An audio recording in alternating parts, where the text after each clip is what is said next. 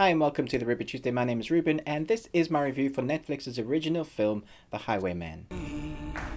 The Highwaymen is directed by John Lee Hancock and he directed films like The Blind Side, which I absolutely love, and Saving Mr. Banks, which I thought was okay. The Highwaymen stars Woody Harrelson and Kevin Costner as two retired Texas Rangers. They are called into action once again to prove that they are not too old for this shit. Getting too old for this shit.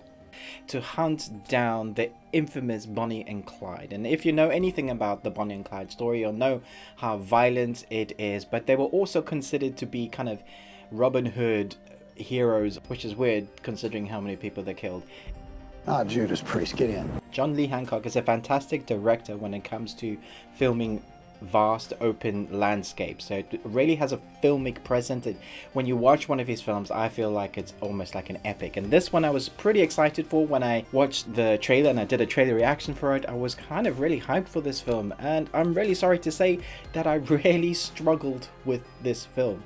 It's super slow. It's 2 hours and 10 minutes, and there is probably an hour of this film that I think that even if you cut it from the film, you would still have a slow film. And that's not to say that it doesn't look brilliant, because one of the strongest points to this film is the way it looks. Its cinematography is stunning. There are some shots that you look at and you go like, wow, that's really pretty, but most of the film is told through this kind of way of vast open landscapes, these kind of cinemascapes that kind of lend itself to really epic films. The problem is it's also dialogue light, and when you have two amazing actors like Kevin Costner and Woody Harrelson as a partnership together on screen, you kind of want to give them a lot of meat to chew on in dialogue. You want to see them just go for it, give them something tangible to work with. Might be good to have a doctor look at you sometime. And I was kind of disappointed because there was this one sequence where Woody Harrelson tells a story of their past and kind of cements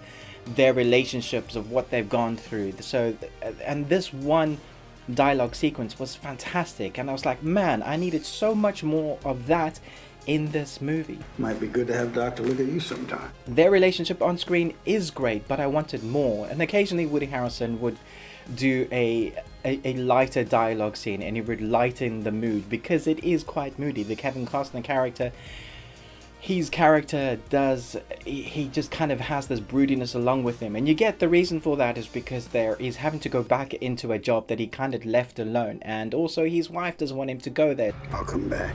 So I get why this character is struggling in this world. There's also this kind of fish out of water, this partnership, because they're a dying breed. The Texas Rangers are no more. It's 1930 something. This is 1934.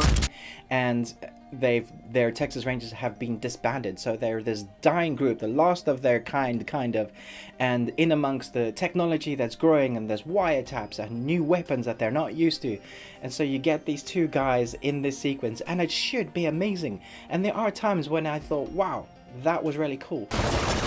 But unfortunately, I'm going to learn to speak in a minute, but unfortunately I found myself almost falling asleep a number of times. I kept wanting to look at my phone because the cinematography wasn't enough to grab me, and the acting of Kevin Costner and Woody Harrelson isn't enough. But like I said, they didn't give them enough to work with. I felt like this film really dragged, and I'm so disappointed in it because I love these characters. I'm a huge fan of Woody Harrelson and Kevin Costner. I think they're superb actors, and what they've done great with what they've been given, but I really felt like they needed more meat to work with in this. I felt like this film really dragged. One of the worst things you can do is also not give your enemy, your villain, a kind of a face or a voice, and not kind of build their story. And there's only a couple of times that you actually see the Bonnie and Clyde characters.